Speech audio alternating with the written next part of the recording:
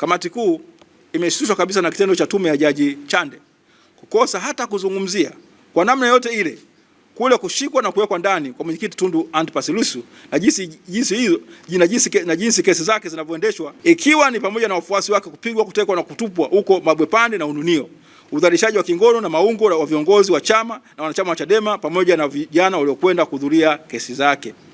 Kamati kuu imeshangazwa kwa kutozungumzwa hata kidogo juu ya zuio la kanisa la Ufufuo na Uzima kufanya kazi yake kutokana tu na kauli ya kiongozi wake Askofu Josephat Gwajima kupinga utekaji. Kama tume inavyoweza kufumba macho kwa matendo kama hayo, unategemea nini kuhusu kile ilichosema kuwa imekifanya?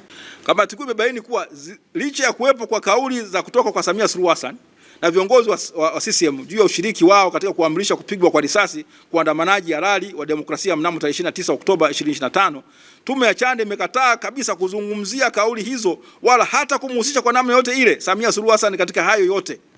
Ikumbuke kuwa Samia ndiye alikuwa rais wakati ule, na kuna msemo maarufu wa rais wa zamani wa Marekani Harry Truman wa kuwa the buck stops here, akimaanisha kuwa lawama na mzigo wote wa utendaji serikalini unabebwa na rais. Kitendo cha tume hii kushindwa kuchunguza mwenendo wa Samia Suluhu Hassan ambaye alikuwa rais wakati ule na matendo yake yote ni ushahidi wa wazi kabisa kuwa hii haikuwa tume yenye lengo la kufahamu ukweli juu ya kile kilichotokea, bali iliyolenga kumsafisha na kumlinda Samia Suluhu na kutafuta kondoo wa kafara, na kazi hiyo ya kutafuta kondoo inaendelea. Tume ya Chande haikuzungumzia hata sehemu moja juu ya zuio haramu la Camillus Wambura ambalo baada ya kutolewa kwake maelfu ya Watanzania waliuawa. Huu ni ushahidi mwingine wa jinsi tume hii ilivyokuwa kazini kuficha ukweli. Iliamua kusema kuwa chanzo cha utekaji na upoteaji wa watu ni kutokana na wivu wa kimapenzi. Kamati kuu ilisikitishwa sana na kitendo cha tume hii kunukuu bila hata utafiti taarifa ya jeshi la polisi ambayo ilikuwa imetolewa mwanzoni na katikati ya mwaka 2025. Je, mzee Ali Kibao alikuwa na wivu gani wa mapenzi? Je, Mdude Nyagali aliyepigwa mbele ya mke wake Deusdedith Soka na wenzake walikuwa na wivu gani wa kimapenzi? Ajabu yake, kamati kuu imeshtushwa na kitendo cha tume hii mkataa hata kutambua kuwa Mahakama Kuu katika kesi ya Deusdedith Soka na wenzake wawili dhidi ya kamishna jenerali wa polisi ambaye ni Miscellaneous Criminal Application number 23998 ya mwaka 2024 iliagiza jeshi la polisi kuchunguzwa upoteaji wa Deusdedith Soka na wenzake. Jaji Dian Sobera alisema, on the 27th August 2024, the respondents, through their arraigned senior state attorney, prayed for time to make inquiry on the whereabouts of the applicants. In that respect, I invoke Rule 12 of the rules and directed the police force, the first, second, third, fourth, and fifth respondents, in particular, to investigate the whereabouts of the applicants through their powers under sections 10 of the Criminal Procedure Act, Cap 20, Revised Edition 2022, and sections 5, subsection 1 of the Police Force and the Auxiliary Services Act, Cap 332, Revised Edition 2019, and Article 14 of the 1977 Constitution of the United Republic of Tanzania, Cap 2, Revised Edition 2019. Taking into account the undeniable fact that the state has a corresponding duty to ensure the safety of its citizens as provided under Order 2233 of the Police Force and Auxiliary Services, Police Police General Orders, PGO, GN number 315/2021, published on the 26th of January 2021. This direction is in line with the Article 2 of the International Convention for the Protection of All Persons from Enforced Disappearance, 2010, which Tanzania is a signatory thereto. Mwisho wa kunukuu. Mpaka leo hii agizo hilo la Mahakama Kuu halijatekelezwa, lakini kwa tume ya Jaji Chande ukiukwaji wa makusudi ya amri ya Mahakama Kuu kwake si tatizo, kwa kuwa umefanywa na jeshi la polisi.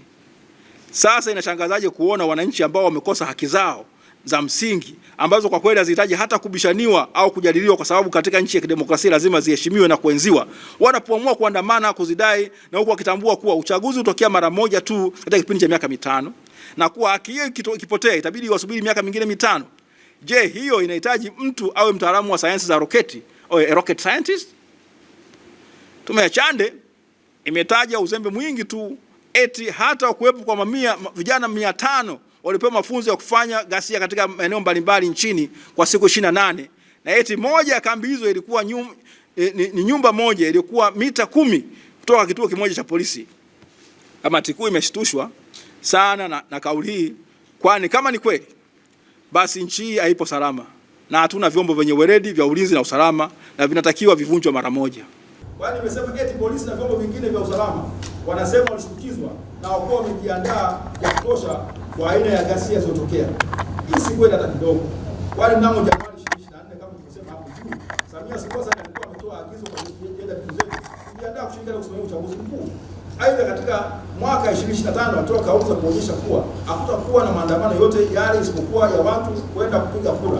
Aidha, Samia alisema licha ya kuwa yeye ni mgombea wa urais, lakini bado ni amiri jeshi mkuu na kuwa hakutakuwa na nyinyi wala minyinyi.